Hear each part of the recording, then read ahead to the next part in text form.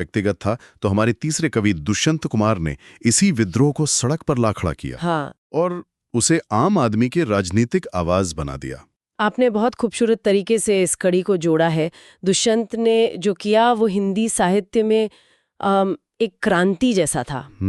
उन्होंने गज़ल जो सदियों से इश्क, मोहब्बत, हुस्न और शराब की बात करने के लिए जानी जाती थी, उस गज़ल के हाथ में मशाल थमा दी। महफिल से संसद तक का सफर। बिल्कुल। उनका संग्रह साये में धूप तो आज भी उतना ही प्रासंगिक लगता है। हो गई है पीर पर्वत सी पिघलनी चाहिए, इस हिमालय से कोई गंगा निकलनी चाहिए। ये पंक्तियां तो जैसे हर विरोध, हर प्रदर्शन का नारा बन गई हैं। और यही दुष्यंत की सबसे बड़ी कामयाबी थी।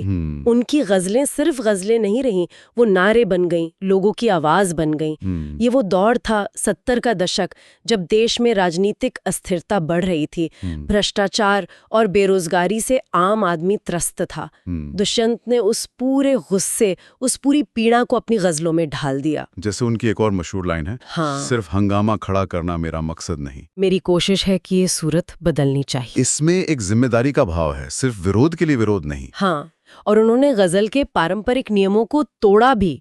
गजल के जो शुद्धतावादी थे वो कहते थे कि गजल में दरख्त या सड़क जैसे आम बोलचाल के शब्द इस्तेमाल नहीं होने चाहिए। हाँ, दुष्यंत ने इन सारे नियमों को किनारे रख दिया। उन्होंने लिखा, यहाँ दरख्तों के साये में धूप लगती है, चलो यहाँ से चलें और उम्र भर के लिए। उन्होंने गजल को फारसी की नजाकत से निकालकर हिंदी की मिट्टी में खड़ा कर दिया। बिल्कुल। तो क्या आलोचकों की नाराजगी की एक वजह यह भी थी कि उन्होंने गजल के फॉर्म के साथ छेड़छाड़ की? निश्चित रूप से।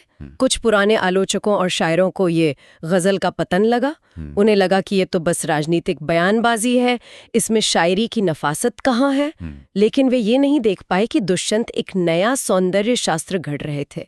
उनकी गजलों में राजनीति की तीखी आलोचना के साथ साथ एक अजीब सी कोमलता भी है। अच्छा।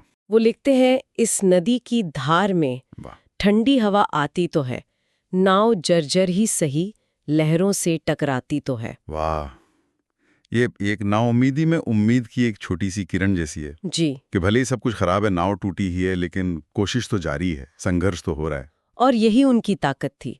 वो सिर्फ आक्रोश के कवि नहीं थे, वो आम आदमी के छोटे छोटे संघर्षों, उसकी छोटी छोटी आशाओं के भी कवि थे।